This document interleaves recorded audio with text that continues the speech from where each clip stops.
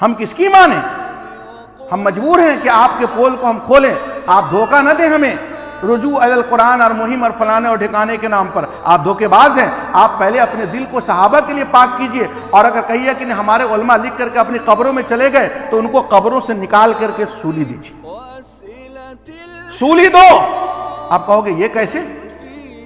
تو پھر ایران کے خمینی، جن شیعوں کا جو یہ عقیدہ ہے، ان کا مولوی جس کو آپ مجدد کہتے ہو، جس کے انقلاب کو ایرانی انقلاب کہتے ہیں، ان کی یہ گالی کیسے حلق کے نیچے اتر جاتی ہے کہ جب ان کا مہدی آئے گا، حق الیقین باب رجعت کی عبارت کیسے جماعت اسلامی والوں کو حلق کے نیچے اتر جاتی ہے کہ جب مہدی غار سے آئے گا تو ام المومنین حضرت عائشہ کو ان کی قبر سے نکال کر کے سولی دے گا اور زنا کی سزا دے گا ان کو۔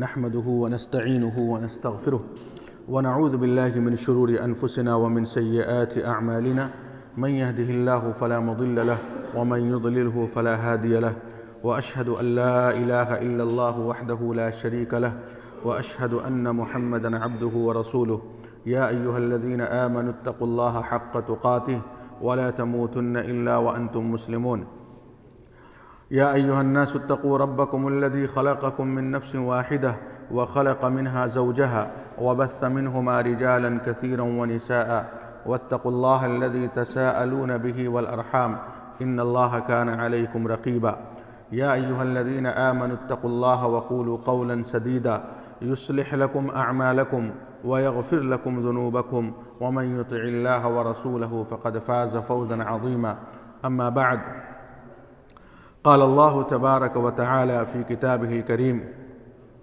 أعوذ بالله من الشيطان الرجيم، ولا تلبسوا الحق بالباطل وتكتموا الحق وأنتم تعلمون۔ محترم حضرات،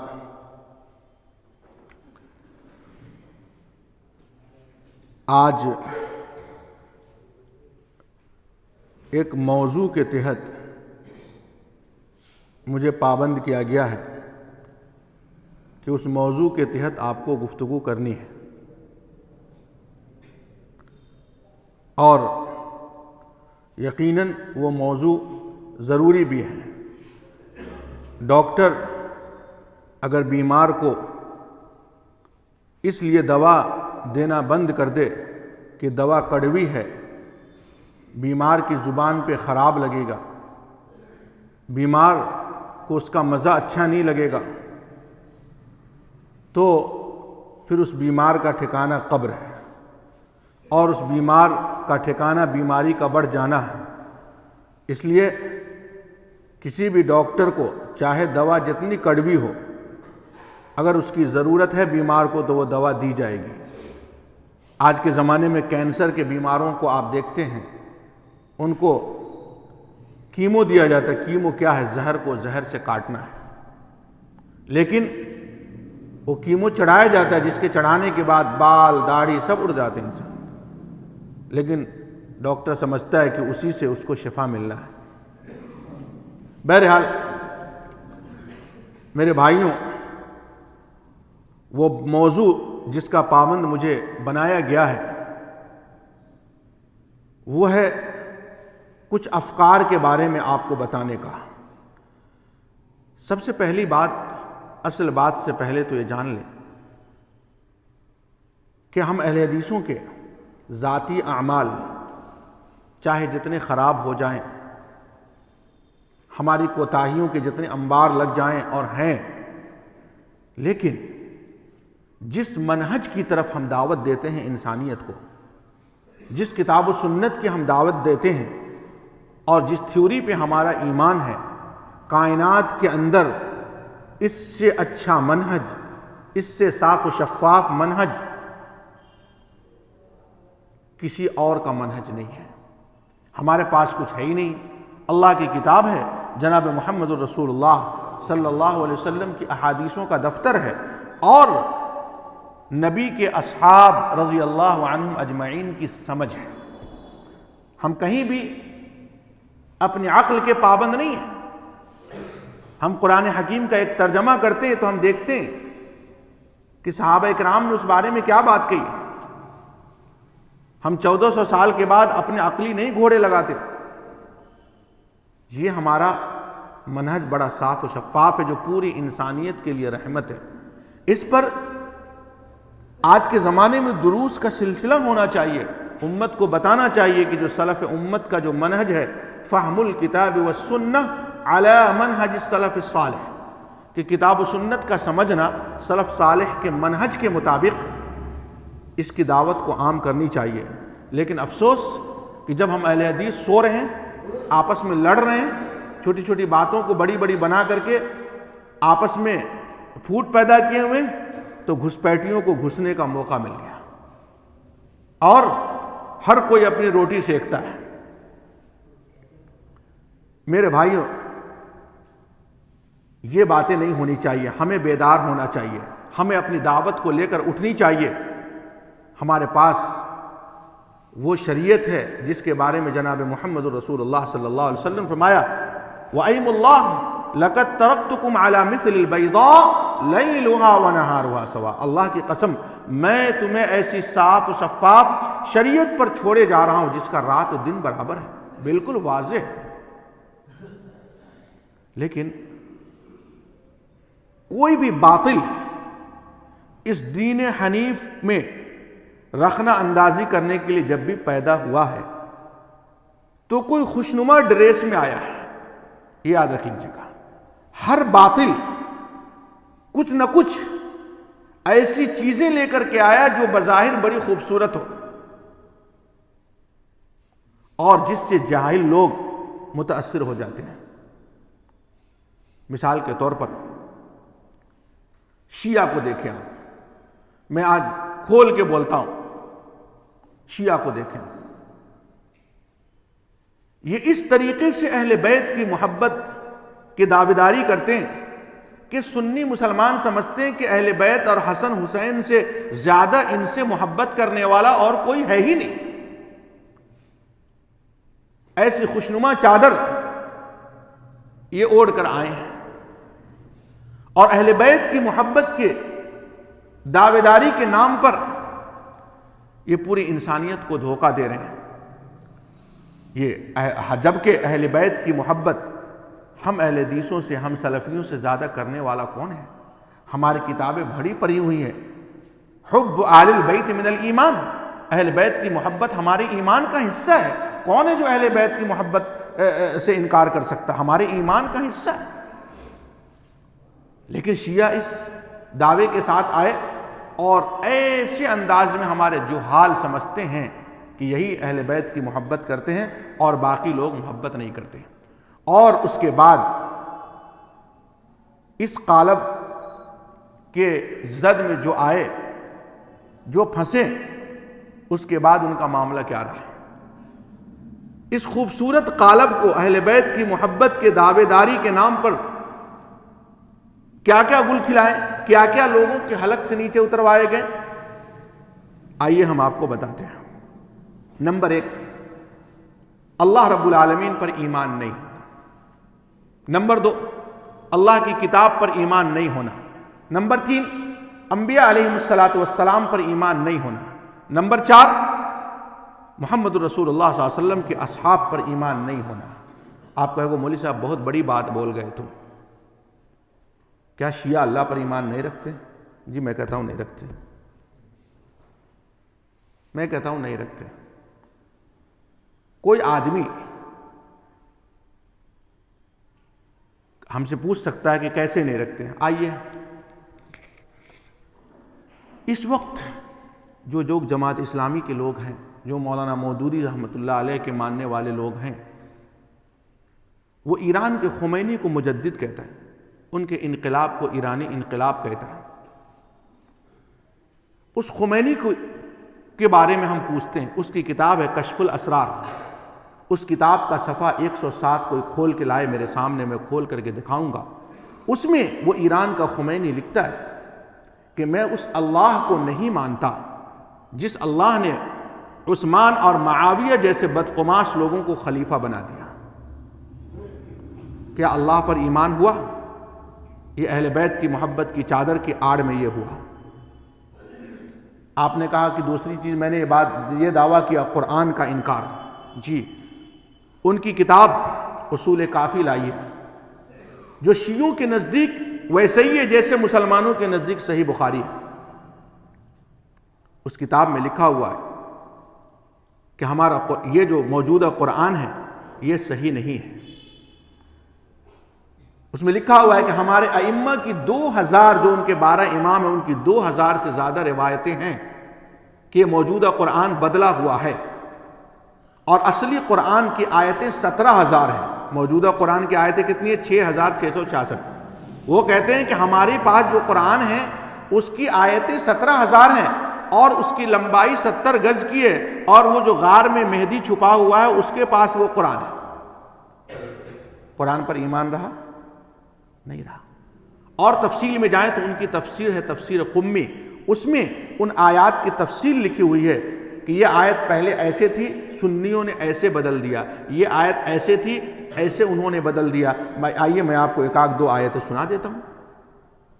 جیسے اللہ کہتا ہے سورۃ المائدہ میں، یا ایھا الرسول بلغ ما انزل الیک من ربک، اے نبی آپ پہنچا دیجئے جو کچھ آپ کی جانب وحی کی گئی ہے آپ کے رب کی طرف سے، جو نازل کیا گیا اس کو پہنچا دیجئے۔ یہ کہتے ہیں یہ آیت ایسے نہیں تھی، یہ آیت تھی یا ایھا الرسول بلغ فی علی ما انزل الیک، اے نبی آپ علی کے بارے میں پہنچا دیجئے جو آپ کی طرف وحی کی گئی۔ سنیوں نے علی کے لفظ کو قرآن سے ہٹا دیا ہے۔ قرآن موجود محفوظ رہا؟ اہل بیت کی محبت کے نام پر قرآن کا انکار۔ یہ تو میں نے ایک مثال دیا کہ آپ کے پاس وقت نہیں، ہمیں کہیں اور لے کے جانا ہے آپ کو۔ انبیاء کی بات کریں گے تو وہ بھدی بھدی باتیں جو شیعہ مذہب میں نبی صلی اللہ علیہ وسلم کے بارے میں لکھی ہوئی ہیں کہ آپ کی نیند حرام ہو جائیں گی۔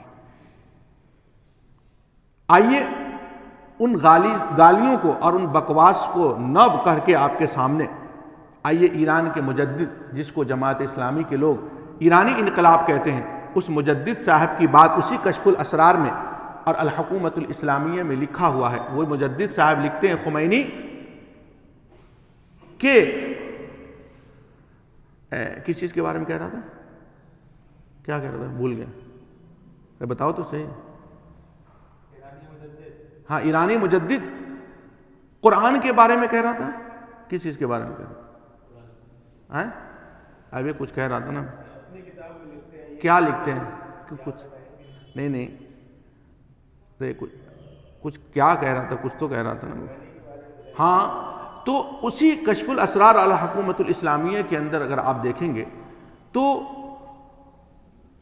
وہ ابو بکر عمر رضی اللہ تعالیٰ عنہ کے بارے میں وہ باتیں ملیں گی جو آپ سن نہیں سکتے ہیں، سمجھے کہ نہیں؟ اور یہ کہہ رہا تھا کہ اسی کشف الاسرار میں اور الحکومت الاسلامیہ میں دیکھیں انبیاء علیہ السلام کے بارے میں کیا لکھا ہوا ہے۔ یہ کہہ رہا تھا جو میرے ذہن سے اچانک سے نکل گیا تھا۔ اس میں لکھا ہوا ہے کہ تمام انبیاء اس مقام کو نہیں پہنچ سکے جس مقام کو ہمارے 12 اماموں نے پایا ہے، اور حضرت علی رضی اللہ تعالیٰ عنہ کا درجہ تمام انبیاء سے افضل ہے۔ اب کیا باقی رہ گیا آپ کے ہاتھ میں؟ اہل بیت کی محبت کے نام پر نہ اللہ محفوظ، نہ قرآن محفوظ، اور نہ نبی صلی اللہ علیہ وسلم کے صحابہ جو اس دین کے راوی ہیں۔ اگر کہو گے کہ قرآن مجید کا راوی کون ہے؟ صحابہ اکرام۔ احادیث کے راوی کون ہیں؟ صحابہ اکرام۔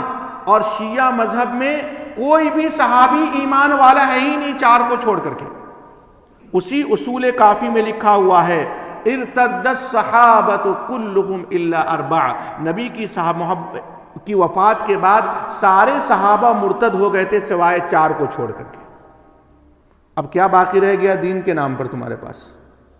دکھاؤ، کچھ باقی رہ گیا؟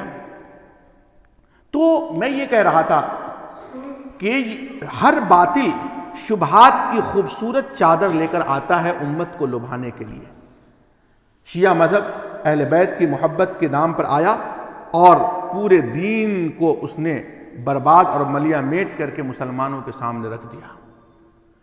اس کے بعد ان سے جو فرقے متاثر ہو کر کے ان کی شاخوں کے طور پر نکلے، مثال کے طور پر مولانا مودودی صاحب کی جماعت اسلامی، یہ شیعہ مذہب سے نکل کر کے آئی ہے۔ ان کے ہاں بھی الفاظ بدلے ہیں لیکن معاملہ وہی کچھ ہے۔ آئیے ہم آپ کو دکھاتے ہیں۔ پہلے تو ان کی خوبصورت چادر کیا ہے، پہلے اس کو سمجھو۔ ان کی خوبصورت چادر کیا ہے؟ حکومت قائم کرنا ہے، خلافت قائم کرنی ہے، مسلمانوں پہ بڑا ظلم ہو رہا ہے، اور سوشل ورک کرو جی، کمبل بانٹو جی، کٹس بانٹو جی، کورونا کے اندر بیماروں کے علاج کراؤ جی۔ یہ سب خوشنما چادر ہے۔ میں کہتا ہوں لقد کان لکم فی رسول اللہ اسوۃ حسنہ، ہمارے نبی کی زندگی میں بہترین آئیڈیل اور نمونہ ہے۔ یہ سارے کام نبی صلی اللہ علیہ وسلم نے اپنی امت کو کر کے دکھائے ہیں، ہمیں کرنا ہے اس کو۔ لیکن نبی صلی اللہ علیہ وسلم کی سیرت میں سے کوئی ایک چیز کو اجاگر کر کے آپ سارے غلط کاموں کو آپ منوانے لگ جائیں، یہ نہیں چلے گا۔ ان کا نعرہ بھی کیا ہے؟ خلافت قائم کرنی ہے، زمین میں اتحاد پیدا کرنا۔ یہ سارے نعرے باطل اور جھوٹے ہیں۔ پہلی بات تو آئیے ان کی اصل بیماری کا تذکرہ کرنے سے پہلے میں آپ کو بتا دوں کہ انبیاء علیہم السلام حکومت قائم کرنے کے لیے نہیں آئے تھے۔ کسی بھی نبی کی بعثت کا مقصد یہ نہیں تھا کہ حکومت قائم کرے۔ نبی کی بعثت کا مقصد اللہ کے بندوں کو بندوں کی عبادت سے نکال کر اللہ کی عبادت کی طرف لے جانا، یہ انبیاء کی بعثت کا مقصد ہے۔ کوئی بھی نبی حکومت لینے کے لیے نہیں آیا کہ بس جیسے بھی پولیٹکس کر کے اور حکومت قائم کر لو۔ اگر یہ مقصد ہوتا تو بتاؤ مکے میں نبی صلی اللہ علیہ وسلم کو پہلے ہی وہلہ میں کفار مکہ نے کہا تھا کہ نہیں کہ یہ اے محمد اگر آپ اس ذریعے سے اگر سرداری چاہتے ہو تو ہم آپ کو سردار بنا دیتے ہیں، تو نبی صلی اللہ علیہ وسلم کا کام تو ختم ہو جاتا وہیں پہ، ہاں ہم کو مکے کا سردار بنا دو، ہم اسی کے لیے آئے ہیں۔ لیکن یہ مقصد تو تھا نہیں کہ تم کفر پر اڑے رہو اور ہمیں تم مکے کا سردار بنا دو، بات ختم ہو گئی، حکومت تو ہمیں مل گئی، اب ہمارے آنے کا مقصد ختم ہو گیا۔ تو یہ مقصد نہیں تھا، لیکن یہ نعرہ بہت ہی خوشنما ہے۔ اگر اس پر تفصیل گفتگو کی جائے، یہ نعرہ بہت اچھا ہے کہ اللہ کی حکومت قائم ہو جائے، لیکن ہمارے جتنے بھی جماعت اسلامی کے بھائی ہیں ان کو برا لگ جائے گا۔ وہ معاملے کا شرعی علاج کرنا نہیں چاہتے ہیں، وہ صرف سیاسی گفتگو اور سیاسی علاج کے ذریعے حکومت قائم کرنا چاہتے ہیں، جو قیامت کی اگلی صبح تک نہیں ہونے جا رہا۔ سمجھے کہ نہیں؟ حکومت قائم کرنا ہے تو حکومت کے لیے سب سے پہلے اللہ رب العالمین کا اعلان ہے قرآن حکیم کے اندر، ان الارض یرثها عبادی الصالحون، کہ میں زمین کا مالک اپنے بندوں میں سے نیک لوگوں کو بناتا ہوں۔ قرآن حکیم کا اعلان ہے، آپ کو حکومت چاہیے نا۔ اللہ کہتا وعد اللہ الذین آمنوا منکم وعملوا الصالحات، کہ وہ لوگ جو تم میں سے ایمان لائے اور نیک عمل کیے ایمان لانے کے بعد، لَيَسْتَخْلِفَنَّهُمْ فِي الْأَرْضِ كَمَا اسْتَخْلَفَ الَّذِينَ مِنْ قَبْلِهِمْ، ان کو ضرور بالضرور زمین کا مالک اور خلافت دے گا جیسے پہلے والوں کو دی۔ وَلَيُمَكِّنَنَّ لَهُمْ دِينَهُمْ، اور ان کے لیے ان کو دین کو مضبوط کر دے گا، ان کو تمکنت دے گا۔ تو یہ معاملے کا شرعی علاج ہے۔ اگر تمہیں حکومت چاہیے، تم پوری امت کو اس بات کی دعوت دو کہ تم ایمان لاؤ اور نیک عمل کرو، سمجھے؟ لیکن یہ نہ کر کے آپ فجر میں سوتے رہو اور امت کو یہ کہو کہ تم کراٹے سیکھو، امت کو تم یہ کہو صبح میں تم بھی دوڑو، RSS والے دوڑ رہے ہیں تمہیں مقابلہ کرنا ہے، امت کو تم یہ کہو کہ جو ہے مطلب کہ تم پر ظلم ہو رہا ہے تم بھی تیاری کرو۔ یہ ساری چیزیں بکواس ہیں، یہ دو کوڑی کی نہیں ہے، یہ شبہات، یہ باتیں تو بہت اچھی ہیں لیکن یہ چلنے والی بات نہیں ہے، یہ سیاسی بات سے معاملہ حل ہونے والا نہیں ہے۔ امت کو ہندوستان کے آئین کا حوالہ دے کر مظلوم ثابت کر کے شاہین باغ لگانے سے خلافت نہیں آئے گی۔ جب بھی کوئی معاملہ اس ملک میں بھی ہوتا ہے تو امت کو 75 سال پہلے جو آئین بابا صاحب کا تھا اس کا حوالہ دے کر کے امت کو مظلوم بنا کر کے پیش کر دیا جاتا ہے کہ اجی دیکھو تمہارے باپ داداؤں نے تو قربانی دی اس ملک کی آزادی کے لیے، آل انڈیا گیٹ پر دلی میں تمہارے باپ داداؤں کے نام لکھے ہوئے ہیں اور تم پر ظلم ہو رہا ہے، تمہارے حقوق چھینے جا رہے ہیں، اب کیا کرنا ہے؟ تو اس ملک کا قانون اجازت دیتا ہے کہ تم سڑکوں پر نکلو اور اس کے بعد جیلوں کو بھرو اور گالیاں سنو اور مار کھاؤ۔ یہ خلافت لانے کا طریقہ نہیں ہے۔ آپ کو خلافت کا شرعی علاج ہے، آپ کو شیعہ اور NRC نہیں چاہیے، میں نے بار بار کہا۔ تو آئیے سورہ ابراہیم میں اللہ رب العالمین کا قرآن فیصلہ کرے گا، وَقَالَ الَّذِينَ كَفَرُوا لِرُسُلِهِمْ لَنُخْرِجَنَّكُمْ مِنْ أَرْضِنَا أَوْ لَتَعُودُنَّ فِي مِلَّتِنَا فَأَوْحَى إِلَيْهِمْ رَبُّهُمْ لَنُهْلِكَنَّ الظَّالِمِينَ۔ یہ کوئی نیا نعرہ نہیں ہے ملک سے نکالنے والا معاملہ۔ کافروں نے اپنے رسولوں سے کہا کہ ہم ضرور بالضرور ہم تمہیں اپنی زمین سے، اپنے دیش سے نکال دیں گے ورنہ ہماری ملت کی طرف لوٹ آؤ۔ تو اللہ تبارک و تعالیٰ نے ان رسولوں کی جانب وحی کی کہ ہم ضرور بالضرور ظالموں کو ہی ہلاک کریں گے۔ وَلَنُسْكِنَنَّكُمُ الْأَرْضَ مِنْ بَعْدِهِمْ، اور ان ظالموں کی ہلاکت کے بعد ہم تمہیں زمین کا وارث بنائیں گے۔ ذَلِكَ لِمَنْ خَافَ مَقَامِي وَخَافَ وَعِيدِ، اور یہ بدلہ ہے ہر اس شخص کے لیے جو میرے سامنے کھڑے ہونے سے ڈرتا ہے اور میری وعید سے ڈرتا ہے۔ آپ کو زمین میں خلافت چاہیے، آپ کو اللہ کے سامنے کھڑے ہونے سے ڈرنے والا بننا پڑے گا، آپ کو اللہ کی وعید سے ڈرنے والا بننا پڑے گا۔ بدر میں صحابہ کے پاس کچھ بھی نہیں تھا لیکن اللہ کے سامنے ڈرنے والے تھے، تو اللہ نے 313 کو 1000 کے مقابلے میں بدلہ فتح دی کہ نہیں دی؟ آج 52 ملک ہو کر کے فجر میں سوتے ہو، تم کچھ نہیں اکھاڑ پا رہے ہو دشمنوں کا، کچھ ٹیڑھا نہیں ہو رہا ان کے سروں کے بال تک۔ کیوں؟ تم معاملے کا شرعی علاج نہیں ڈھونڈتے ہو، تم سیاسی علاج ڈھونڈتے ہو۔ اور یہی ہمارے معاف کیجئے گا مولانا مودودی صاحب کی امت یہی کچھ خواب دکھاتی ہے لوگوں کو۔ نماز ضروری نہیں ہے، روزے ضروری نہیں ہیں، ٹخنے سے نیچے پینٹ پہنے رہو، سب چلے گا، بس کیسے بھی حکومت چلے۔ کبھی اسرائیل کے ساتھ سمجھوتا ہوتا ہے، کبھی اللہ رب العالمین کے بارے میں بکواس کی جاتی ہے، کبھی انبیاء کے بارے میں بکواس کی جاتی ہے، کبھی صحابہ کے بارے میں بکواس کی جاتی ہے۔ ایسے ہی خلافت آتی ہے کیا؟ ایسے ہی خلافت آتی ہے؟ یا کون آدمی کہے گا کہ جو آدمی کی زبان صحابہ کے بارے میں محفوظ نہ ہو، رسول اللہ کی بیویوں کے بارے میں محفوظ نہ ہو، وہ آدمی نیک ہے اور وہ زمین کی خلافت لائیں گا؟ یہ نہیں ہو سکتا۔ تو ان کا بھی خوشنما جو نعرہ ہے یہ غلط ہے، ان کا بھی جو خوشنما نعرہ ہے یہ صحیح نہیں ہے۔ ان کا عقیدہ وحدت الوجود کا عقیدہ ہے، ان کے دل بھی شیعوں کی طرح انبیاء علیہم السلام کے لیے پاک نہیں ہے۔ آئیے میں سرسری کچھ حوالے دے دیتا ہوں۔ مولانا صاحب تفہیمات میں لکھتے ہیں کہ انبیاء علیہم السلام بشری کمزوریوں سے پاک نہیں۔ پھر ہم کس بات کا نعرہ لگاتے ہیں مودودی صاحب کہ انبیاء معصوم عن الخطا ہوتے ہیں؟ کہتے ہیں یونس علیہ السلام سے فرائض کی ادائیگی میں کوتاہی ہوئی تھی۔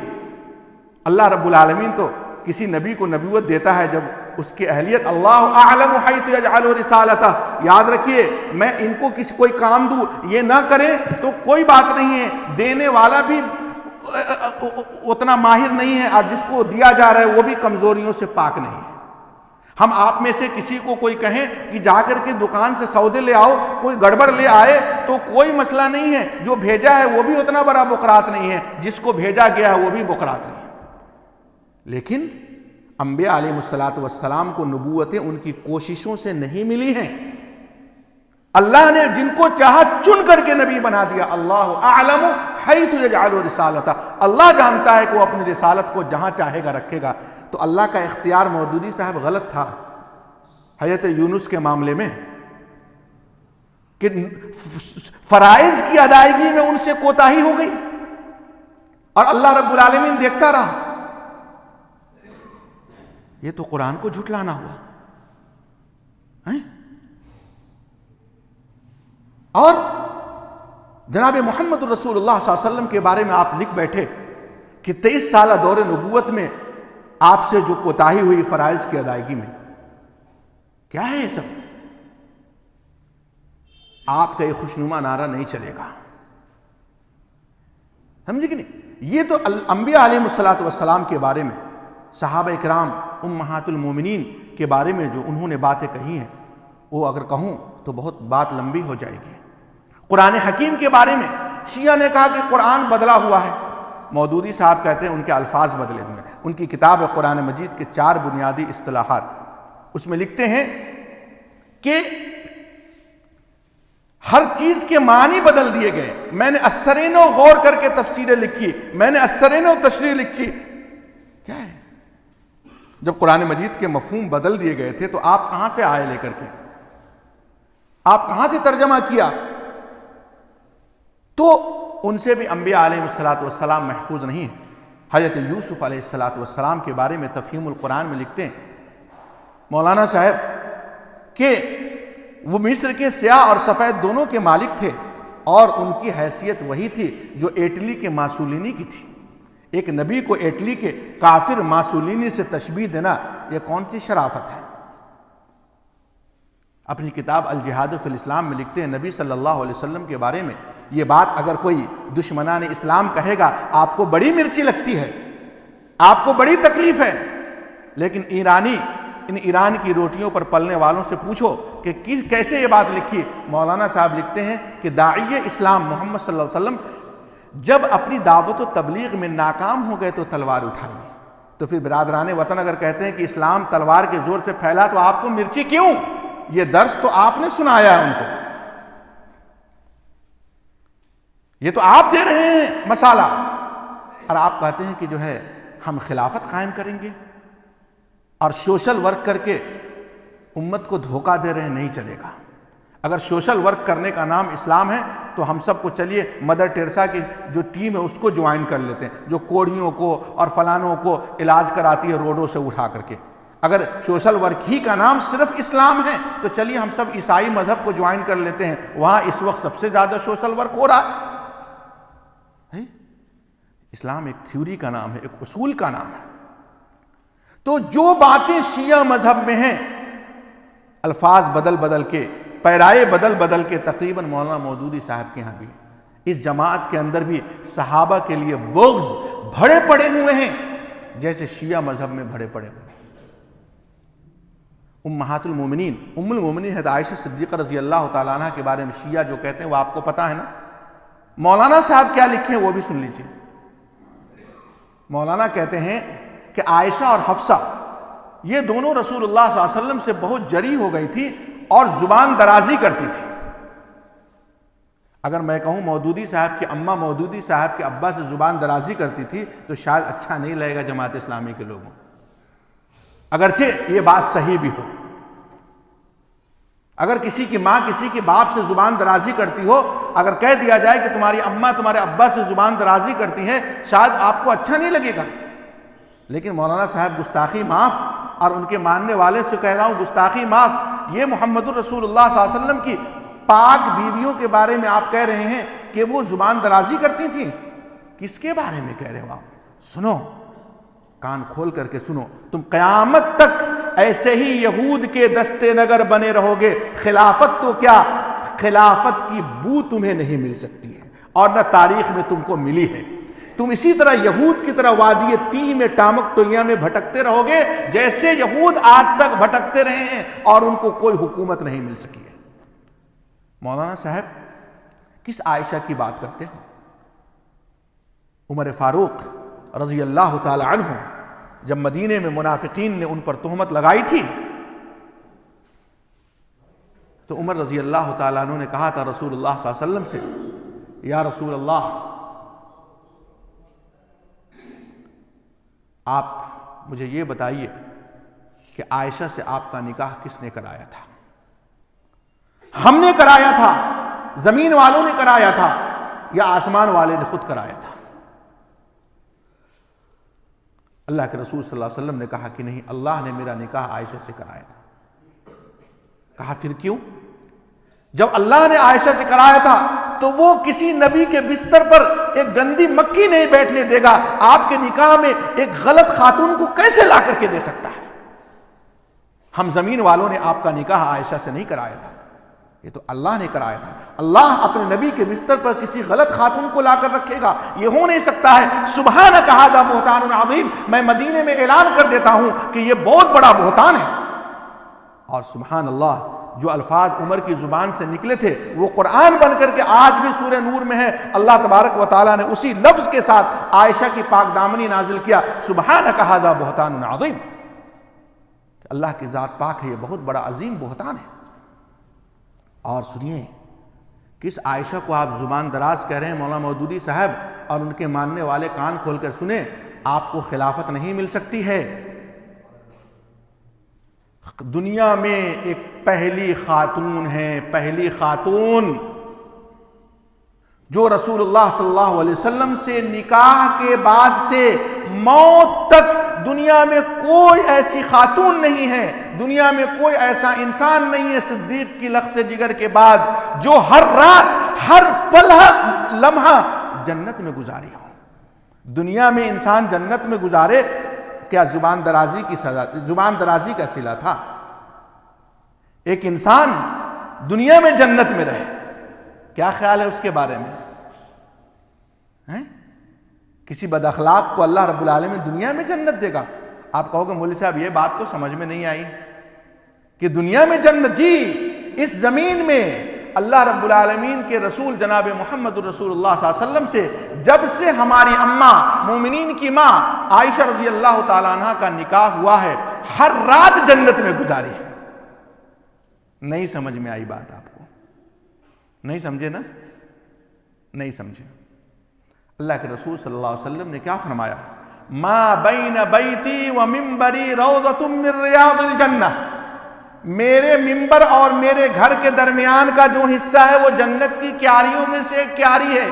اس لیے جو لوگ حاجی حج کرنے جاتے ہیں وہ 2 رکعت نماز پڑھنے کے لیے کہاں سر پھوڑتے ہیں، کہاں بھیڑ لگاتے ہیں؟ ریاض الجنہ میں۔ سمجھے؟ ارے جاتے ہو کہ نہیں جاتے ہو؟ جو لوگ مدینے جاتے ہیں وہ 2 رکعت نماز کہاں پڑھنے کے لیے نمبر لگاتے ہیں؟ ریاض الجنہ میں۔ وہ جنت کی کیاری ہے دنیا کے اندر ہی۔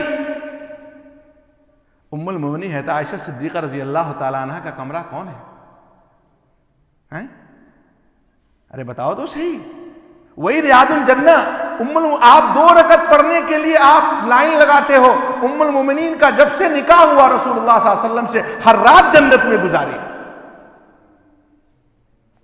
وہ عظیم خاتون، اور آپ کہتے ہو کہ وہ زبان دراز تھی۔ مولانا صاحب یہ شیعت سے متاثر ہو کر کے ہی آپ کہتے ہو۔ شیعہ آج تک ان کو ان باتوں کا الزام دیتے ہیں بدکاری کا جن باتوں سے اللہ تبارک و تعالیٰ نے ان کو 7 آسمان سے بری قرار دیا، ان الفاظ کے ساتھ سبحانک ھذا بہتان عظیم۔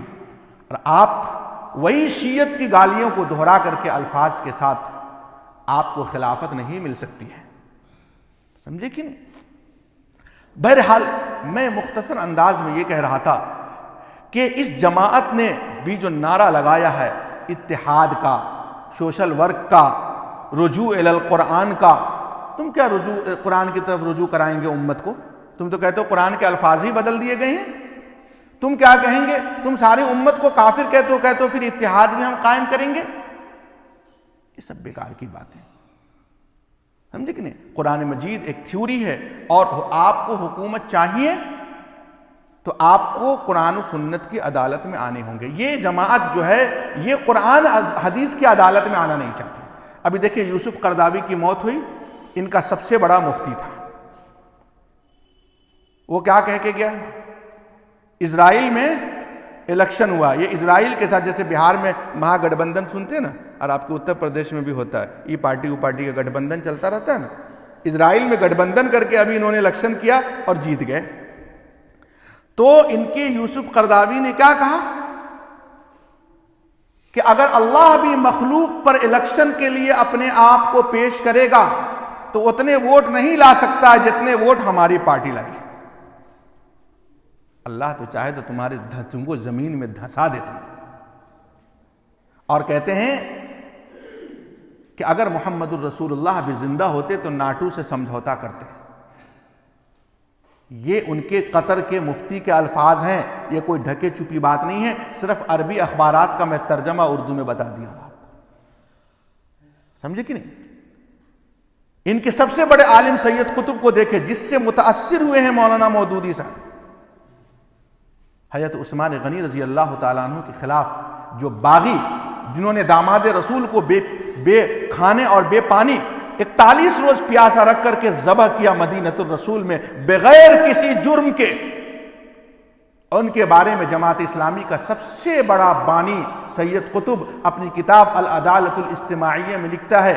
وہ عربی عبارت کا ترجمہ میں آپ کو صرف بتا دیتا ہوں. حضرت عثمان ذو النورین کی غلطیاں کو بتاتا ہے وہ، اور وہ کہتا ہے کہ آخر میں حضرت عثمان کے اوپر انقلاب بھڑک پڑا اور حق باطل سے مٹ گیا اور جھوٹ سچ سے مل گیا. یعنی حضرت عثمان کے خلاف جن لوگوں نے بغاوت کی، جنہوں نے ان کو ذبح کیا، جنہوں نے حضرت عثمان غنی کو خطبہ دیتے ہوئے منبر پر پتھر مار کر کے اور ان کے سر پھاڑے، یہ ان باغیوں کی جماعت کے بارے میں سید قطب لکھتا ہے کہ یہ جماعت کا جو انقلاب تھا اسلام کی روح سے زیادہ قریب تھا. عثمان غنی کو مارنے والی جماعت اسلامی کے نزدیک اسلام کی روح سے زیادہ قریب تھی. یہ بات اگر نہیں لکھا ہو تو مجھے سماج کے لوگوں جو جرمانہ کرو اس جگہ سے اٹھنے سے پہلے.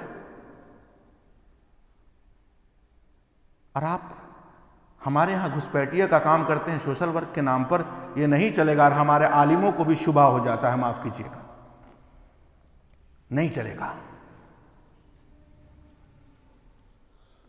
یہ بات عثمان غنی کے بارے میں، جس عثمان غنی کے خون کا بدلہ لینے کے لیے حدیبیہ کے مقام پر 1450 صحابہ کو جنت کی بشارت ملی تھی، جس عثمان غنی کے خون کا بدلہ لینے کے لیے جن لوگوں نے بیعت کی ان کو خیبر کی فتح کی بشارت دی گئی،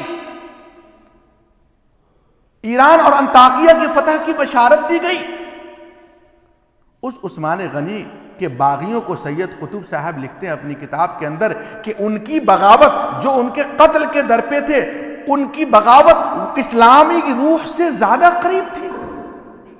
اے اللہ، زمین کیوں نہیں پھٹ جاتی ہے ایسے لوگوں کے لیے؟ اور اس کے بعد آپ اتحاد امت کے نام پر دھوکہ دیتے ہیں لوگوں کو، آپ سوشل ورک کے نام پر اور میڈیکل کیمپ لگا کر کے امت کو دھوکہ دے رہے ہیں. آپ کے دل صحابہ اکرام سے پاک نہیں ہے. اللہ رب العالمین صحابہ کے بارے میں سرٹیفکیٹ دیا ہے، تاریخی روایت کا کوئی اعتبار نہیں ہوگا. اللہ خود کہتا ہے، کیا ہے سورہ حشر کے اندر، یحبون من ہاجر الیہم والذین تبوؤوا الدار والایمان من قبلہم یحبون من ہاجر الیہم. کیا ترجمہ ہے؟ کہ جن لوگوں نے مدینے میں اور ایمان میں پہلے جگہ بنا لی تھی، یعنی انصار، ان کی جانب جو ہجرت کر کے آتے ہیں مہاجرین، ان کو پسند کرتے ہیں. وَلَا يَجِدُونَ فِي صُدُورِهِمْ حَاجَةً مِّمَّا أُوتُوا. یہ انصار کی جو جماعت ہے، جو مہاجرین کو دیا جاتا ہے اس سے اپنے دلوں میں تنگی محسوس نہیں کرتے. وَيُؤْثِرُونَ عَلَىٰ أَنفُسِهِمْ وَلَوْ كَانَ بِهِمْ خَصَاصَةٌ. اور وہ دوسروں کو ترجیح دیتے اگرچہ وہ اس کے ضرورت مند ہوں. وَمَن يُوقَ شُحَّ نَفْسِهِ فَأُولَٰئِكَ هُمُ الْمُفْلِحُونَ. اور جو نفس کی بخالت سے، لالچ سے بچا لیا گیا، وہی جماعت کامیاب ہے. یہ قرآن سرٹیفکیٹ بانٹ رہا ہے ہر صحابی کے بارے میں کہ نبی صلی اللہ علیہ وسلم کے صحابہ لالچی نہیں تھے. نبی صلی اللہ علیہ وسلم کے صحابہ نفس کی بخالت سے پاک تھے. آپ مودودی صاحب لکھتے ہیں کہ احد میں صحابہ مال کی لالچ سے مغلوب ہو کر غنیمت لوٹنے لگے تھے. اب ہم آپ کی مانیں کہ قرآن کی مانیں؟ ان بکواس کے بعد آپ کو خلافت نہیں مل سکتی ہے. آپ چاہے جتنا گٹھ جوڑ بنا لیجئے، جتنے میڈیکل کیمپ لگا لیجئے، عیسائیت کے کیمپ سے زیادہ آپ کی حقیقت نہیں رہے گی. آپ اپنے پہلے دل کو پاک کیجئے.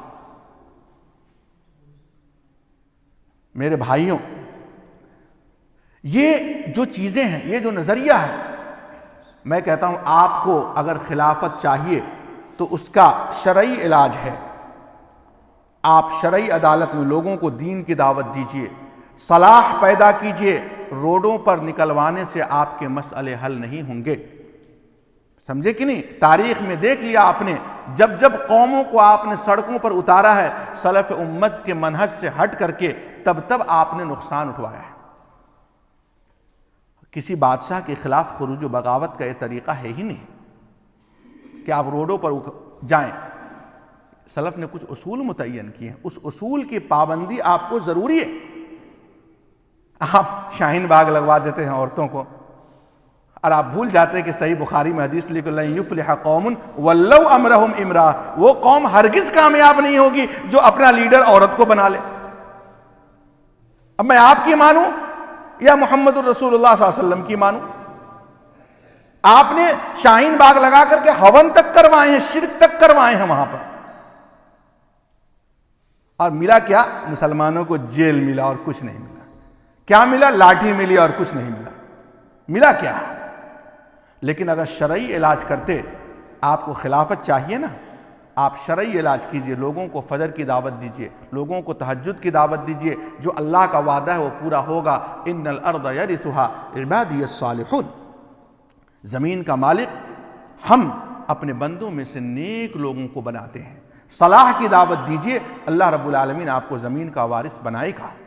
آپ لوگوں کو کہتے ہیں تیاری کرنا ہے، ہم پر ظلم ہو رہا ہے، بہت اچھی بات ہے، لیکن پہلے شرعی علاج کیجئے۔ اگر قرآن مجید نے تیاری کی بات کہی وَأَعِدُّوا لَهُم مَّا اسْتَطَعْتُم مِّن قُوَّةٍ وَمِن رِّبَاطِ الْخَيْلِ، اور تیاری کرو جو کچھ طاقت ہے، اور گھوڑے وغیرہ سے بھی تیاری کرو، ٹھیک ہے، اچھی بات ہے، لیکن اس آیت کا سب سے پہلا مخاطب، بلکہ قرآن حکیم کی ہر آیت کا سب سے پہلا مخاطب صحابہ کرام کی جماعت ہے۔ صحابہ میں کوئی بے نمازی تھا؟ ہیں؟ تم نماز پڑھو، اس کے بعد تیاری دیکھیں گے۔ تمہارا ایمان ابھی فجر کو تو اٹھا کے نہیں لا سکتا، تم تلوار کیا چلائیں گے؟ تم انہی کے ہاتھوں بک جاؤ گے، تم انہی کے ہاتھوں بک جاؤ گے۔ اور دیکھ لو آپ آج اس امت میں ہر گاہے گاہے منافقین پیدا ہو رہے ہیں کہ نہیں ہو رہے ہیں؟ ہر گاہے گاہے شعیب قاسمی جیسا الو کا پٹھا پیدا ہو رہا ہے کہ نہیں ہو رہا ہے؟ امت مال کے لیے خود جماعت اسلامی کے لوگ اسرائیل میں سمجھوتا کرتے ہیں کہ نہیں کرتے ہیں؟ یوسف قرضاوی زندگی بھر جو ہے الٹے سیدھے فتوے دے کر کے گئے کہ نہیں دنیا سے؟ کیا ملا آپ کو سوائے رسوائی کے؟ کچھ بھی نہیں ملا۔ اس لیے پہلے جو جماعت کامیابی چاہتی ہے اس کو پہلے نبی کے صحابہ کے لیے اپنے دل کو پاک کرنے پڑیں گے، یہ ہمارے ایمانی۔ اس کے بغیر آپ سوشل ورک کے ڈھیر لگا دو، آپ زندگی میں کبھی کامیاب نہیں ہو سکتے ہو، آپ کو جنت کی خوشبو نہیں مل سکتی ہے۔ آپ کے صدر دروازے سے کتاب چھپتی ہے جس میں ماعز بن مالک اسلمی رضی اللہ تعالیٰ عنہ کو وہ بھدی بھدی گالی دی جاتی ہے کہ اس گالیوں کو ہم کوٹ نہیں کر سکتے ہیں۔ آپ کے 3 نمبر صدر دروازے سے کتاب چھپتی ہے تدبر حدیث، اور آپ خلافت کی بات کرتے ہیں، آپ رجوع الی القرآن کے مہم کے جھوٹے نعرے لگا کر کے امت کو دھوکہ دیتے ہیں۔ آپ کے یہاں سے کتاب چھپتی ہے تدبر حدیث جس میں امین حسن اصلاحی لکھتے ہیں کہ ماعز بن مالک اسلمی رضی اللہ تعالیٰ عنہ جن کے بارے میں محمد الرسول اللہ صلی اللہ علیہ وسلم کی بشارت موجود ہے، رأیتہ فی انہار الجنت ینغمس، یہ نبی کے الفاظ ہیں، محمد علی یا کسی مفتی کے الفاظ نہیں ہیں، کہ میں نے جنت کی نہروں میں ماعز بن مالک کو غوطہ لگاتے ہوئے دیکھا ہے۔ اور آپ کہتے ہیں کہ ماعز منافق تھا اور صحابہ کی بہو بیٹیوں کے پیچھے انڈو بکرے کی طرح ممیاتا تھا، اور آپ خلافت کی بات کرتے ہیں؟ ہم کس کی مانیں؟ ہم مجبور ہیں کہ آپ کے پول کو ہم کھولیں، آپ دھوکہ نہ دیں ہمیں رجوع الی القرآن اور مہم اور فلانے اور ٹھکانے کے نام پر، آپ دھوکے باز ہیں۔ آپ پہلے اپنے دل کو صحابہ کے لیے پاک کیجئے، اور اگر کہیے کہ ہمارے علماء لکھ کر کے اپنی قبروں میں چلے گئے تو ان کو قبروں سے نکال کر کے سولی دیجئے، سولی دو۔ آپ کہو گے یہ کیسے؟ تو پھر ایران کے خمینی، جن شیعوں کا جو یہ عقیدہ ہے، ان کا مولوی جس کو آپ مجدد کہتے ہو، جس کے انقلاب کو ایرانی انقلاب کہتے ہیں، ان کی یہ گالی کیسے حلق کے نیچے اتر جاتی ہے کہ جب ان کا مہدی آئے گا، حق الیقین باب رجعت کی عبارت کیسے جماعت اسلامی والوں کو حلق کے نیچے اتر جاتی ہے کہ جب مہدی غار سے آئے گا تو ام المومنین حضرت عائشہ کو ان کی قبر سے نکال کر کے سولی دے گا اور زنا کی سزا دے گا ان کو، ابو بکر صدیق کو دنگے کر کے اور مدینے کے چوک اور چوراہے پر لٹکائے گا۔ یہ باتیں کیسے حلق کے نیچے اتر رہی ہیں آپ کے؟ اسی طرح حلق کے نیچے اتارو کہ ان امین حسن اصلاحی کو اور مودودی صاحب کو ان کی قبر سے نکال کر ان کو جوتے مارو، لگاؤ سولی ان کو۔ اور نہیں تو اگر آپ ان کی تھیوری پر چل رہے ہو، صحابہ کو جو انہوں نے گالیاں بکی ہیں اس کو لے رہے ہو اور سوشل ورک اور خلافت کے نعرے لگاتے رہو، آپ کبھی کامیاب نہیں ہو سکتے۔ آپ نعرہ لگاتے لگاتے آپ کے بڑے قبر میں پہنچ گئے ہیں اور آپ بھی چلے جائیں گے، آپ کبھی کامیاب نہیں ہو سکتے جب تک آپ کے دل، آپ کے بڑوں کے دل صحابہ کرام سے پاک نہیں ہو سکتے۔ آپ حضرت عثمان غنی کے بارے میں لکھتے ہیں کہ کوئی بھی کام شرف صحابیت کی وجہ سے صحابہ کی غلطی صحیح نہیں ہو جائے گی، بلکہ غلطیوں اور بڑھ سکتی ہیں اور بھی اس کا غلطی کا معیار اور بھی بڑھ جاتا ہے۔ آپ حضرت عثمان غنی کے بارے میں کہتے ہیں کہ بھائی جو ہے وہ ابو بکر عمر کی پالیسی سے ہٹ گئے تھے اور وہ اقربا پرستی میں مبتلا ہو گئے تھے۔ یہ ساری چیزیں آپ کس کو کہہ رہے ہیں؟ جن کو اللہ کے رسول صلی اللہ علیہ وسلم نے ایک ایک مجلس میں کئی بار جنت کی بشارت دی، اور آپ خلافت کی بات کرتے ہیں۔ آپ کبھی بھی آپ کو خلافت نہیں مل سکتی ہے میرے بھائیوں۔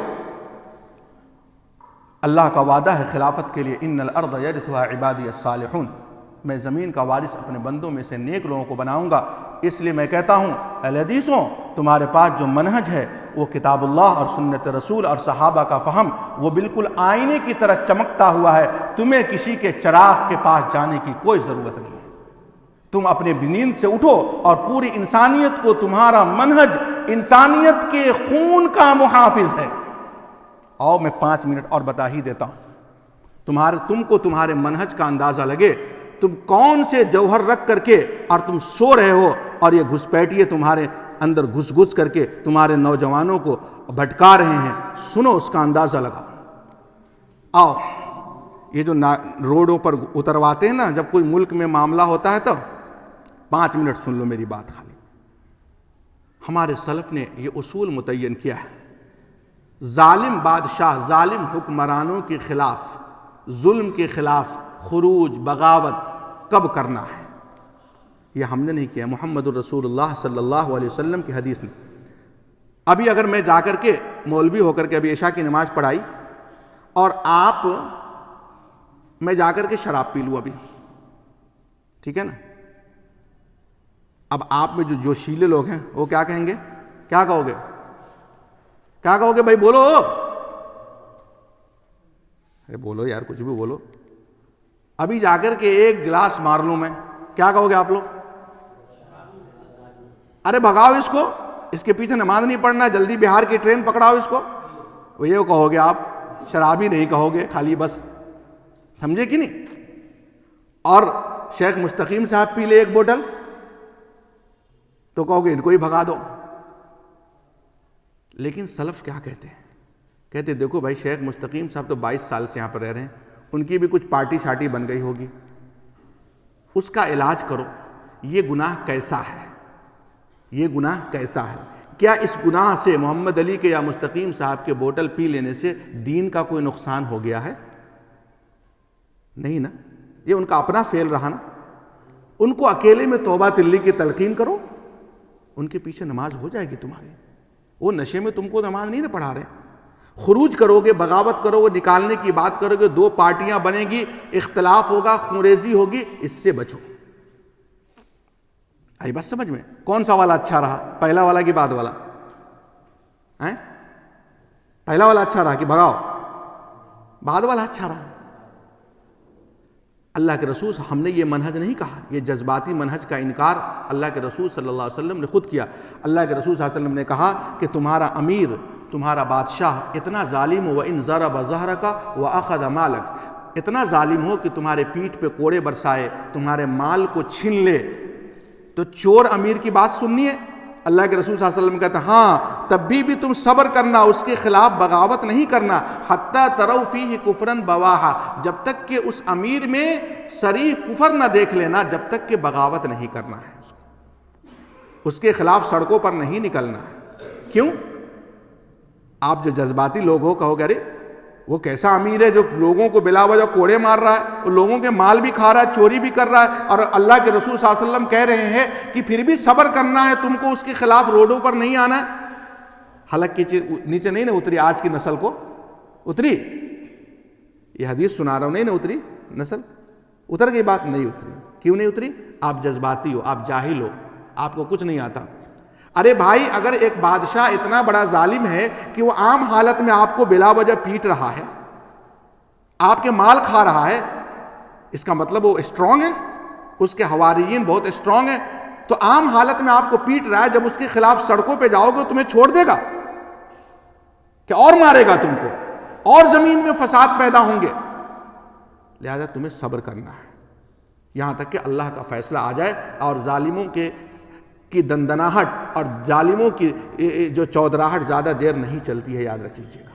آپ خون کی حفاظت کیجئے اور آپ اپنے گھر میں رہیے، صبر کیجئے. یہ سلف کا منہج ہے. لیکن ہمارے بھائیوں کو یہ منہج راس نہیں آتا. ظلم کے خلاف آواز نہیں اٹھائے گا آدمی، ظلم کے خلاف خاموش رہے گا. یہ بہت اچھا خوشنما نعرہ ہے، لیکن آپ دیکھ لیا نا تاریخ میں اگر یہ جھوٹا نعرہ نہیں ہوتا، سلف کے منہج کی قید ہوتی، تو آج نہ عراق بنتا، نہ سیریا بنتا، اور نہ ہمارے ملک میں آج آتنکواد کے نام پر جو جیلیں بھری ہوئی ہیں نہ وہ بھرتا. سن لیجئے، یہ صرف جذباتی منہج اللہ کے رسول صلی اللہ علیہ وسلم کے دیے ہوئے منہج سے انحراف کا نتیجہ. اور اگر بادشاہ کافر بھی اگر ہے، اس کے لیے بھی سلف نے اصول متعین کیے کہ بھائی پہلی بات تو یہ ہے کہ تمہارے کو دینی عبادت کرنے سے کوئی روک رہا ہے کیا؟ آج تک کوئی منع کیا ہے آپ کو؟ نہیں نا. دوسری چیز یہ ہے کہ آپ اتنے کمزور ہو، آپ بغاوت کر کے مقابلہ میں نہیں کر سکتے ہو تم، اور زمین میں فساد ہوگا. آپ شاہین باغ لگوا کر کے اور نقصان کیا ہے، مسلمانوں کی شبیہ بگاڑی ہے، نام بگاڑا ہے، اسلام کا نام بگاڑا ہے، اور کچھ نہیں ہوا ہے فائدہ، اور جیلیں بھری گئی ہیں، اور اس کے علاوہ کوئی فائدہ نہیں ہوا ہے. یہی اگر آپ کو تھا، مودی جی سے آپ کو لگا کہ شکایت ہے، تو آپ ڈیلیگیٹس بھیجتے، آپ جا کر کے ملتے، بڑوں سے بڑا ملتا ہے. اللہ کے رسول صلی اللہ علیہ وسلم کو گالیاں بکی گئیں، آپ روڈوں پر اتار دیتے ہیں پبلک کو فوراً. اس طرح کے لوگ کیوں اتارتے ہو بھائی؟ ملک کا آئین ہمیں اجازت دیتا ہے، آمنہ کے لال کا آئین آپ کو اجازت دیتا ہے کہ نہیں، اس کی خبر نہیں ہے آپ کو. آئیے میں آپ کو ایک بات پہ اپنی تقریر کو ختم کرتا ہوں. یہ بات میں نے ہمیشہ سے کہی ہے اور آج بھی پھر دہرائے دیتا ہوں.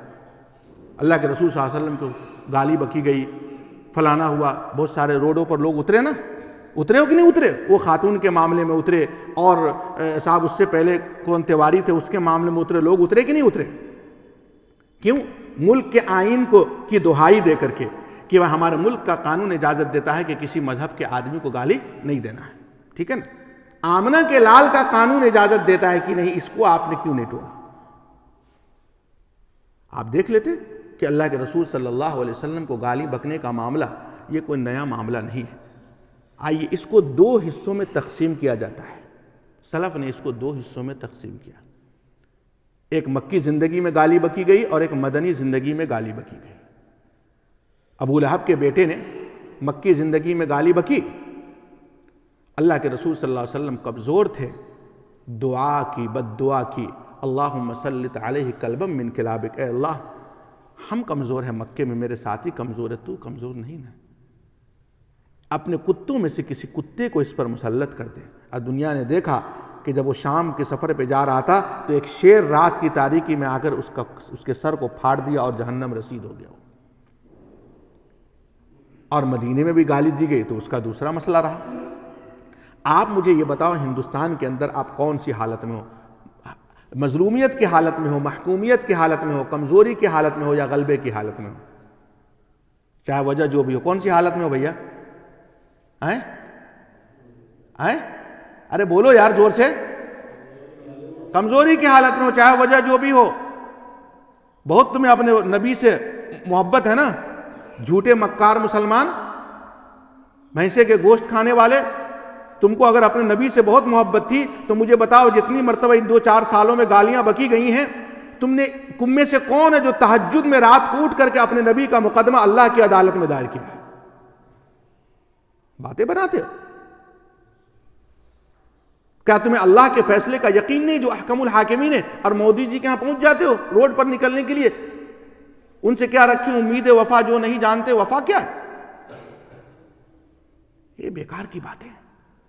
آپ اللہ سے فیصلہ چاہو نا. آپ کو بہت دکھ ہے، آپ تہجد میں اٹھو، اللہ رب العالمین سے فیصلہ چاہو. آج بھی وہی اللہ ہے جس نے ابو لہب کے بیٹے کا سر پھاڑا تھا. ایسے ظالموں کو عذاب الہی میں گرفتار اللہ کرنے پر آج بھی قادر ہے. تم بول کے تو دیکھو. تم اللہ کو اتنا کمزور سمجھتے ہو کہ ان کی عدالت میں تمہیں جانا پسند نہیں ہے، ورنہ راتوں کو اٹھ کر کے تمہیں تہجد پڑھنا پڑے گا، اور مودی جی کی عدالت میں تم پہنچ جاتے ہو. میرے بھائیوں، یہ باتیں ہیں، یہ باتیں آپ جذباتی لوگوں کے حلق کے نیچے نہیں اتریں گی، لیکن یہی منہج انسانیت کے خون کا محافظ ہے، جو جذبات کی دعوت دیتے ہیں، جو روڈوں پر نکلنے کی دعوت دیتے ہیں، جو شاہین باغ لگانے کی دعوت دیتے ہیں، جو مفتی قطر فتویٰ دیتا ہے فلسطینی مسلمانوں کو محصور تھے تو ہم نے سوسائڈ کرنے کی فتوے دیے، یہ ساری چیزیں اسلام کی روح کو مجروح کرنے والی ہیں، اسلام کو بدنام کرنے والی ہیں، اور یہ سب دشمنان اسلام کی رکھیل بن کر کے استعمال ہوتے ہیں۔ کسی کے خوشنما نعرے سے کسی بھی اہل حدیثوں کو متاثر ہونے کی اور کسی کے جھنڈے تلے جانے کی ضرورت نہیں ہے۔ تمہارے پاس اللہ کی کتاب ہے اور محمد الرسول اللہ صلی اللہ علیہ وسلم کی حدیث ہے۔ اللہ تبارک و تعالیٰ سے دعا ہے کہ اللہ تعالیٰ ہم سب کو ان معاملے میں غور کرنے کی توفیق عطا فرمائے۔ السلام علیکم ورحمۃ اللہ۔